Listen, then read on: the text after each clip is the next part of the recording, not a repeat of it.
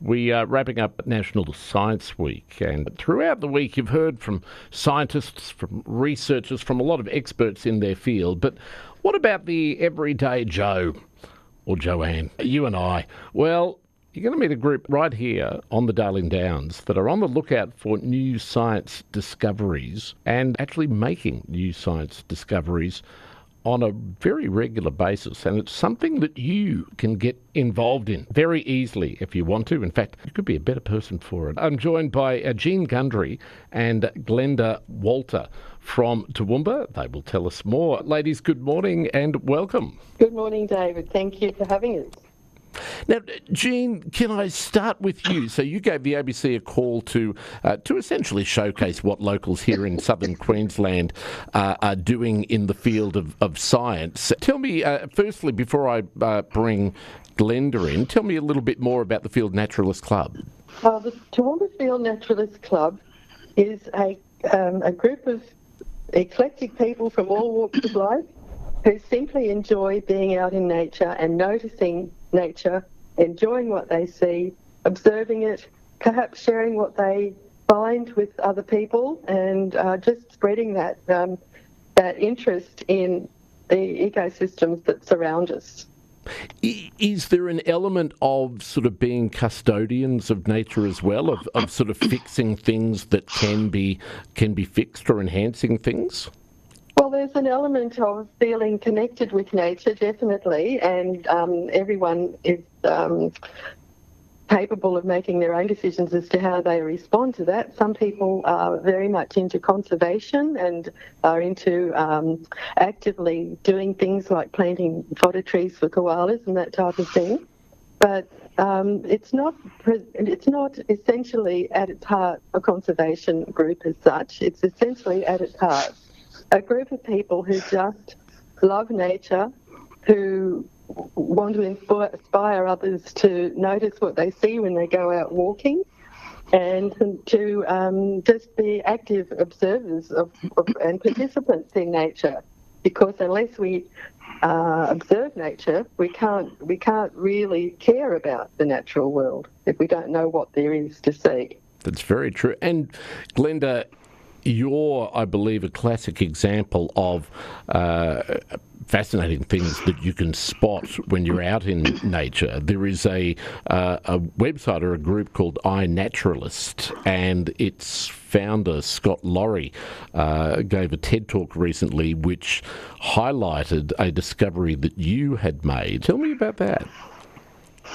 Well, iNaturalist is a very useful tool, as well as collecting data that can be used all over the world by all sorts of people. So what we do, those who use it, the users, go out with their cameras or their phones, take photos of something and post it on the website.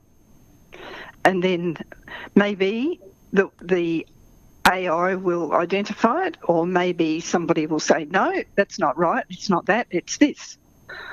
And eventually we come to a conclusion of a name for it, we hope. Got you. But in the case of people will post pictures of things that they feel might be rare or might be new or unusual in some way. Well, yes, that, but ordinary things as well, because the distribution is sometimes important. Okay. Whether you find something in Darwin, you might find the same thing in Papua New Guinea, but you probably won't find it in South Australia. So if you take a photo of it wherever you see it, eventually we'll know where it's found. Right. So this is really, a version, or it's really citizen science, I guess, in action, isn't it? Everyone being able to combine their knowledge and their findings and put it into a global database that can help others. This is use of technology done superbly well. Yes, I agree. The insect that I found a couple of years ago was a tiny little praying mantis that lives on the bark of trees. It's about an inch long. And I took a photo and posted it on iNaturalist.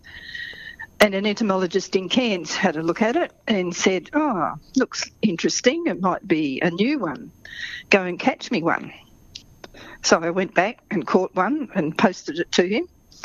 And he said, yes, new species and maybe even a new genus. Go and catch me some more, because you need a female, a male, and you need to breed them so you can see the way that they change as they grow. Right, okay. If you're going to write a scientific paper and publish it. Yep. So off they went, and they did. They had little babies, and he did describe them and name them. He called them Inemia nat, and it was a new genus and a new species. I'm not the only one who finds things like that. Other people too.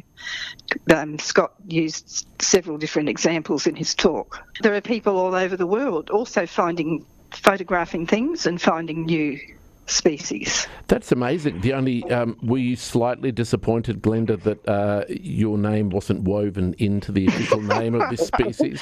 That seems only fair, I would have thought. Well, you can't ask to have anything named after you. It's not the done thing. Well, not only. But he did call it Inemia nat, which abbreviates to iNat.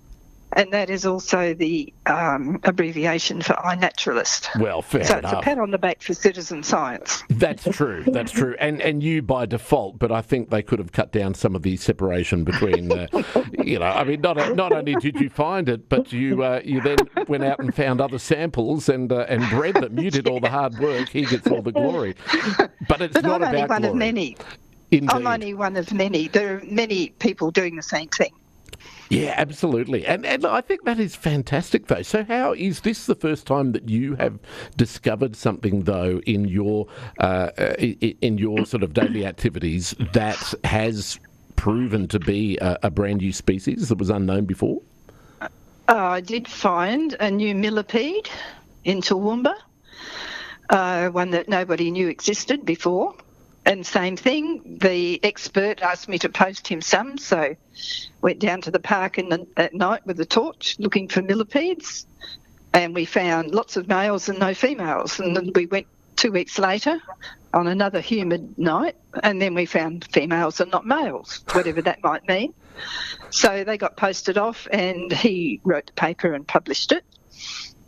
And it was a new species of millipede for Toowoomba. That is fantastic. It was called Cladethosoma toowoomba, so it's named after Toowoomba. Well, that's a little bit closer to home. That's fair enough. Jean, does the rest of the club get a little bit jealous? Does it become a competitive thing? And I don't mean to. I'm not poking fun at all. Please don't get me wrong. But does it become a competitive thing that everyone wants to now not at all. discover a new species? We're very proud of Glenda and the work that she does, and she was nominated for an award 2 years ago now, and it was an Australia-wide award, and she won that award as well. So we're very pleased to have Glenda as part of our club. But it's getting back to iNaturalist. The founder Scott Lowry pointed out in his TED talk that we don't have enough professional scientists to do the work that needs to be done and so millions of everyday people like myself and Glenda and other people who are not scientists are helping the scientists take a real-time look at ecosystems on a global scale by doing by acting locally and observing what's in our own local area. I think it's brilliant, and also it just goes to show that, I think the human race in general, unless you specialise in fields like this, gets lulled into a false sense of security that surely, we have seen everything there is to see. There are no new species to be discovered. There's very few corners of the earth that haven't, been tread on by humans. But this proves that that's clearly not the case at all.